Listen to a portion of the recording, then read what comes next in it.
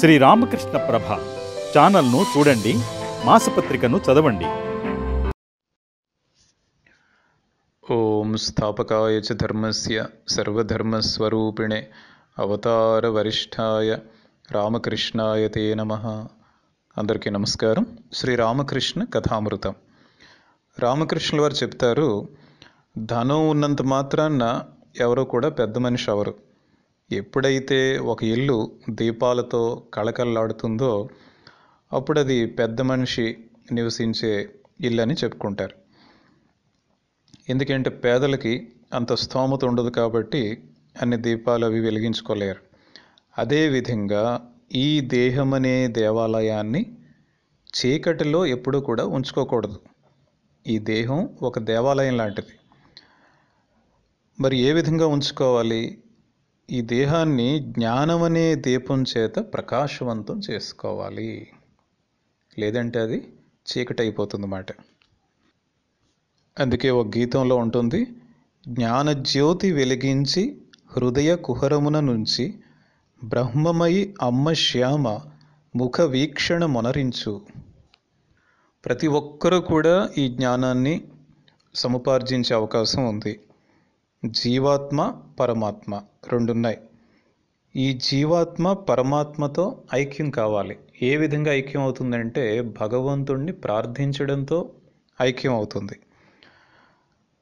అదే విధంగా అంటే మనకి గ్యాస్ కనెక్షన్ అన్నీ ఉన్నాయి. వంట గ్యాస్ ఉన్నప్పుడు ఎప్పుడైతే ఆ గ్యాస్ సిలిండర్లో అయిపోతుందో మరలా మనం వారిని రిక్వెస్ట్ చేసినట్లయితే ఆ సిలిండర్ మరలా పంపిస్తారు.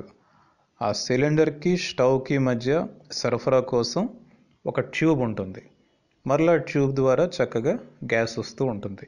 ఆ కనెక్షన్ మనం ఇస్తే చాలు. అదేవిధంగా జీవాత్మ పరమాత్మలో ఐక్యం అవ్వడానికి ఈ ప్రార్థన అనేది ఉపయోగపడుతుంది అన్నమాట. భగవంతుణ్ణి ప్రార్థించడం ద్వారా జీవాత్మను పరమాత్మతో ఐక్యం చేసే అవకాశం ఉంది. కొంతమందిలో ఆధ్యాత్మిక చైతన్యం అన్నది ముందు నుండే జాగృతమై ఉంటుంది. అయితే వారిలో ఏంటంటే కొన్ని ప్రత్యేక లక్షణాలు ఉంటాయి. వారు ఎప్పుడూ కూడా భగవంతుని గురించి మినహాయించి ఇంకే విషయాల గురించి కూడా వినడానికి ఇష్టపడరు, మాట్లాడడానికి ఇష్టపడరు. వారు చాతక పక్షి లాంటి వారు మాట. చాతక పక్షి ఏం చేస్తుందంటే సప్త సముద్రాలు, గంగా నది, యమునా నది, ఇంకా ఎన్నో నదులు అవి పారుతున్నప్పటికి కూడా ఈ చాతక పక్షి ఏం చేస్తుందంటే దానికి దగ్గరలోనే ఉన్నాయి ఈ నదులు, అయినప్పటికీ కూడా వర్షధార కోసమే ఎదురు చూస్తూ ఉంటుంది. ఆ వర్షధార కోసమే నోరు తెరుచుకొని ఉంటుందన్నమాట. అది చాతక పక్షి లక్షణం. ఒకవైపు గొంతు ఎండిపోయినా సరే ఆ దగ్గరలో ఉన్న నీటిని మాత్రం త్రాగదు, దానికి వర్షధారే కావాలి. అదేవిధంగా ఇటువంటి ఆధ్యాత్మిక చైతన్యం ముందు నుండే జాగృతమైన వారు ఎప్పుడు కూడా భగవంతుని గురించే తెలుసుకోవాలని చూస్తారు. మిగిలిన సుఖాలకి భోగాలకి బానిసలవరు. ఏ విధంగా అయితే పులి జంతువులను ఆవురావురోమంటూ కబళించి వేస్తుందో అదేవిధంగా భగవంతుని ప్రేమ అనే పులి కామం, క్రోధం ఇటువంటి శత్రువులను అన్నింటినీ కూడా కబళించి వేసేస్తుందన్నమాట. ఒక్కసారి హృదయంలో భగవత్ ప్రేమ కలిగింది అంటే ఈ కామం, క్రోధం ఇటువంటివన్నీ కూడా వాటంతటవే అంతర్ధానం అయిపోతూ ఉంటాయి.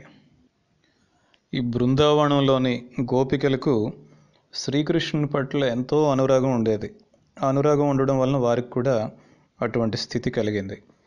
మరో విషయం గుర్తుంచుకోవాలి, అనురాగ అంజనం అని ఒకటి ఉంది. అనురాగ అంజనం అంటే ప్రేమ కాటుక. రాధమ్మ తన సఖీమణులతో అంటుందన్నమాట, నేను సర్వత్రా శ్రీకృష్ణునే చూస్తున్నాను, మీరు కూడా ప్రేమ అనే కాటుకను కళ్ళకు అద్దుకున్నట్లయితే ఈ విధంగా మీరు కూడా శ్రీకృష్ణుని చూడవచ్చు అంటారన్నమాట. అయితే ఈ లోకంలో మరో రకం జీవులు ఉన్నారు, బద్ధజీవులు. ఒక్క క్షణం కూడా భగవంతుణ్ణి స్మరించరు. ఎప్పుడు ఈ కామినీ కాంచనాల్లోనే వాసం చేస్తూ ఉంటారు. పూర్తిగా సంసారంలో బంధించబడి ఉంటారు. అటువంటి వారి నుండి ఎటువంటి మహత్కార్యాలు కూడా ఆశించలేరు. వారు ఎటువంటి వారు అంటే కాకులు కొట్టిన మామిడి పండు లాంటి వారు. అటువంటి పండు భగవంతుడికి నైవేద్యంగా అర్పించలేం కదా, తినడానికి కూడా అందరూ సంకోచిస్తూ ఉంటారు. అదేవిధంగా పట్టుపురుగులు చూసినట్లయితే ఆ పట్టుపురుగు ఏం చేస్తుంది, తన కట్టుకున్న గూటిని తెంచుకొని బయటికి రావాలంటే వచ్చేయగలదు. అయితే స్వయంగా ఎంతో కష్టపడి కట్టుకుంది కదా, కాబట్టి ఆ గూటి పట్ల ఎంత ఆపేక్ష ఉంటుంది అంటే అది ఆ విధంగా చేయదన్నమాట. ఆ పురుగు అక్కడే ఉంటూ ఆ గూటిలోనే మరణిస్తుంది. అయితే కొంతమంది ముక్తజీవులను ఉన్నారు. ఈ ముక్తజీవులు ఎప్పుడూ కూడా కామనీ కాంచనాలకు వశం కాకుండా వాటికి అతీతంగా ఉంటారు. మనం చూసినట్లయితే కొన్ని పట్టుపురుగులు ఏం చేస్తాయి, ఎంతో శ్రమపడి కట్టుకున్నప్పుడు కూడా ఆ గోళ్ళను తెంచుకొని బయటపడతాయి. అయితే అటువంటివి ఏవో ఒకటో రెండో ఉంటాయి, ఎక్కువ ఉండవు. అదేవిధంగా ముక్తజీవులు చాలా తక్కువగా ఉంటారు.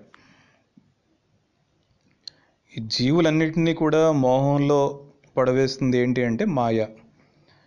ఏదో ఒకరికి ఇద్దరికి మాత్రమే జ్ఞానోదయం కలుగుతుంది. వారు మాత్రం ఈ మాయ అనే ఇంద్రజాలంలో చిక్కుకోకుండా బయటపడతారు. సిద్ధులు, సాధన సిద్ధులు. సాధన సిద్ధులు అంటే ఎన్నో ఆధ్యాత్మిక సాధనలు ఇవన్నీ చేస్తూ సిద్ధులవుతారన్నమాట. అయితే కృపాసిద్ధులు అని ఒకరు ఉన్నారు. కృపాసిద్ధులు అంటే భగవంతుని యొక్క కృపతో, కటాక్షంతో వారు సిద్ధులుగా అయిపోతారు. వారు కృపాసిద్ధులు. అది ఏ విధంగా అంటే రైతులు సాధారణంగా ఎంతో శ్రమించి తమ పొలాలకి నీరుని పారించుకుంటూ ఉంటారు. ఆ విధంగా చేస్తేనే వాళ్ళు చక్కగా పంటలు పండించుకోగలరు. అయితే కొంతమంది రైతులకు ఏమవుతుంది అంటే ఆ నీటిపారుదల సమస్య అనేది ఎప్పుడూ ఉండదు. వారి పొలాలకు ఎప్పుడూ కూడా వర్షపు నీరు చక్కగా సమృద్ధంగా ఉంటుంది. వారికి ఎప్పుడూ కూడా ఆ నీటి గురించి సమస్య ఉండదన్నమాట. అయితే మరొకరు నిత్యసిద్ధులు. ఈ నిత్యసిద్ధులు అన్నవారు ఎవరు అంటే జన్మత జ్ఞానవంతులు మాట. అదేవిధంగా అంటే నిరోధించబడిన నీటి బుగ్గల లాంటి వారు. ఇప్పుడు తోటమాలి తోట పనులను చేసుకుంటూ యాదృచ్ఛికంగా ఆ నీటి బుగ్గకు అడ్డుపడిన నిరోధాన్ని తొలగించాడు అంటే వెంటనే దాని నుండి నీరు ఎగజిమ్ముకుంటూ వస్తుంది కదా. అదేవిధంగా ఈ నిత్య సిద్ధుల్లో ఉన్న భగవంతునిపై ప్రేమ ఏ విధంగా ఉంటుంది అంటే అది అప్పటికే ఉంటుంది, ఒక సమయంలో హఠాత్తుగా అది బయటకు వస్తుందన్నమాట. ఎప్పుడైతే అది ప్రథమంగా చూస్తూ ఉంటారో జనాలు అనుకుంటారు మాట, ఇటువంటి భక్తి, ప్రేమ, వైరాగ్యం ఇవన్నీ కూడా ఇంతవరకు ఎక్కడుండేవి అని ఆశ్చర్యపోతారు అంతా కూడా. ఈ లౌకికలలో జ్ఞానం అన్నది చాలా అరుదుగా చూడగలం. అదే విధంగా అంటే ఒక గోడకి బేట ఉంది, ఆ బేట నుండి ఒక్క సూర్యకిరణం మాత్రమే ప్రసరిస్తుంది. అటువంటిది మాట వారి జ్ఞానం. వారు భగవంతుని నామం స్మరణ చేస్తూ ఉంటారు, కానీ లౌకికులు దాంట్లో అనురాగం ఉండదు, ప్రేమ ఉండదు. అదేవిధంగా అంటే పిల్లలు భగవంతుని పైన ప్రమాణం చేస్తూ ఉంటారు. వాళ్ళు ఏ విధంగా ప్రమాణం అది నేర్చుకున్నారు అంటే ఇంట్లో ఉన్న అత్తలు, పిన్నమ్మలు వాళ్ళు కలహించుకునేటప్పుడు భగవంతుని మీద ఒట్టు అంటూ ఉంటారు. అది చూసి వీళ్ళు కూడా నేర్చుకొని ఆ మాటలే మాట్లాడతారు. అంతేగాని అవేవి కూడా మనసు నుండి వచ్చినవి కాదన్నమాట. ఈ లౌకికులకు ఎప్పుడు కూడా గట్టి పట్టుదల ఉండదు. ఏదో జరిగితే జరగని, లేదంటే లేదు అన్నట్టు ఉంటారన్నమాట. అదేవిధంగా అంటే మంచినీళ్ళు కావాలని బావి త్రవ్వడం ఆరంభిస్తారు. ఆ త్రవ్వకంలో ఏదో బండరాయి అడ్డుపడింది, అక్కడ అది ఆపేసి మరో చోట త్రవ్వడం మొదలు పెడతారు. అక్కడ ఏదో కారణం చేత ఆపేసి మరలా మరో చోట. ఈ వీళ్ళ పరిస్థితి ఈ విధంగా ఉంటుంది. ఒకే చోట తవ్వినట్లయితే ఆ సమయంలో నీళ్లు తప్పుకుంటూ వస్తాయి. ఆ పట్టుదల వారిలో ఉండదు.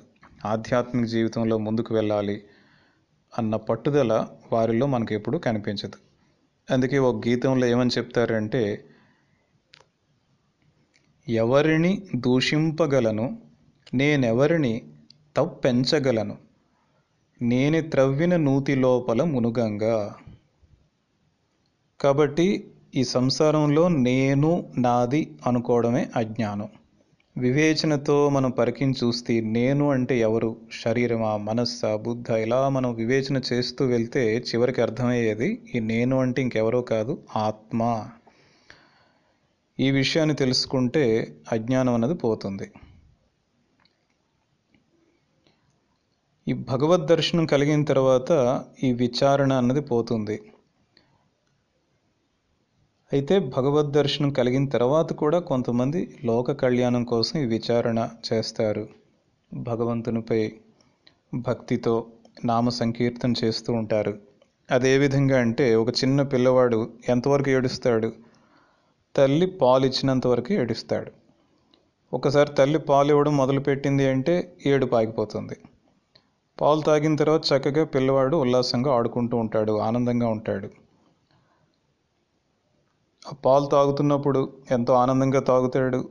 ఒక్కోసారి పిల్లలు చూస్తే ఆ తాగేటప్పుడు కూడా చక్కగా ఆడుకోవడం, నవ్వడం ఇవన్నీ చూస్తూ ఉంటాం. అదేవిధంగా భగవద్ దర్శనం సమయంలో కూడా మనం ఈ విధంగా పోల్చుకునే అవకాశం ఉంది. సమస్తం భగవంతుడే ఉన్నాడు, ఈ విషయాన్ని మనం తెలుసుకోవాలి. అయితే మనిషిలో భగవంతుని ప్రకాశం ఎక్కువగా ఉంటుంది, చాలా అధికంగా ఉంటుంది. ఎక్కడైతే మనం శుద్ధ సత్వగుణం ఉండి ఎవరైతే ఎప్పుడు నవ్వుతూ, విలపిస్తూ, నృత్యం చేస్తూ, పాడుతూ ఒక బాలుని స్వభావం కలిగి ఉంటారో అటువంటి చోట్ల భగవంతుని ప్రకాశం ఎక్కువగా ఉంటుందని మనం అర్థం చేసుకోవచ్చు. అందరికీ నమస్కారం.